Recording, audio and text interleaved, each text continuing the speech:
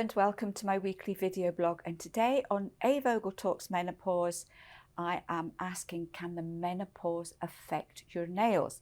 If you like my tips and advice, then please subscribe and remember to hit the bell icon so you can be notified of all my new videos. Now, we know that the menopause can affect our hair in so many different ways, but many women are also asking, can the same thing happen with my nails? They find that their nails are changing in some way or another, and they're wondering whether this is due to the menopause. So the answer is yes. So today we're going to look at what some of the changes are, why they happen, and what you can do to help yourself. So the main problems that tend to occur is that your nails can start to get dry, they can get brittle, they can split or chip. You might find that you start to get ridges. So these would be perpendicular ridges sort of going that way up the nails. It could be dry, cracked cuticles. You may find that they start to get a bit snaggy. You might have to trim them a bit more often. They might start to get that little bit bigger as well. You may find that your nails get really flimsy. If you try to grow them, they just bend instead of being nice and firm. And you may find too that it takes a lot longer for your nails to grow compared to what they did before the menopause. So what causes this? A lot of it is to do with the hormonal flux, especially if your estrogen starts to dip. This can affect hydration of the nails, and it can also slow down the keratin production of the nails, and that's why it can take a lot longer for your nails to grow compared to before the menopause. The other thing that happens here is, if you imagine all the physical changes that are going on in the menopause, your nutritional needs can go sky high, and your body will use the nutrition you give it for the most important things first. So that's things like keeping your bones strong, keeping your organs healthy, keeping you alive.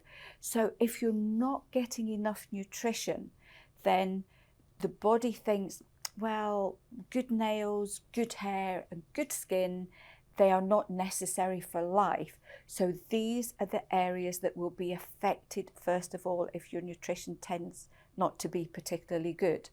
So that's a really good indication. If you're having problems with your skin and your hair and your nails, that may be your body telling you that maybe you need to just look at your diet and see if there's any way that you can improve it slightly. So what helps in this case? As we talked about dehydration, remember that estrogen in general, as it starts to fall, can affect your body's ability to stay hydrated. And again, the nails will be way down the list of priorities. So remember your water. That's really important. Get that on a daily basis.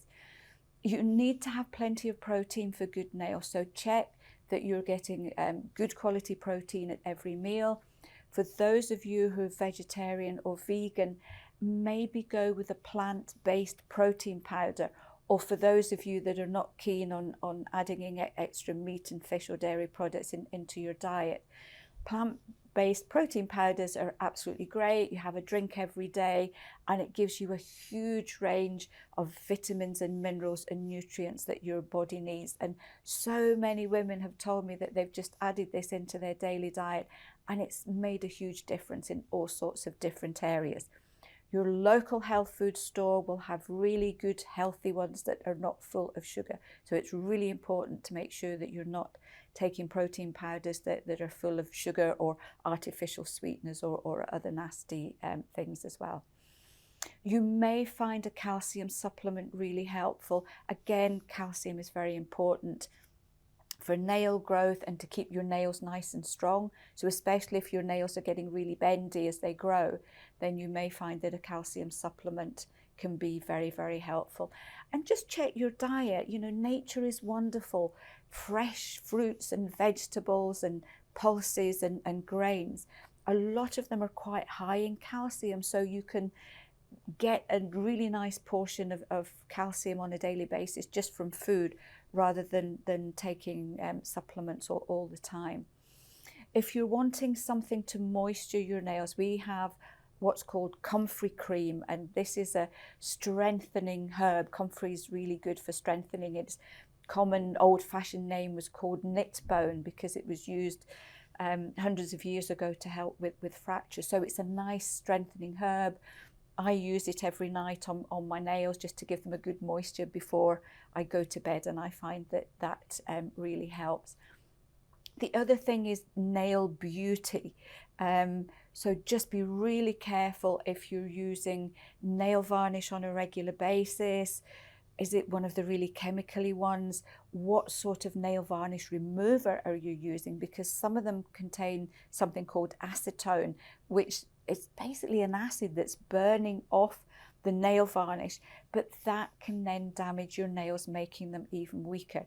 You can get nail varnish removers now without the acetone. You can get organic, you can get natural nail varnishes from your local health store as well. So you can still have really nice nails, but you're just helping them by going that little bit more natural.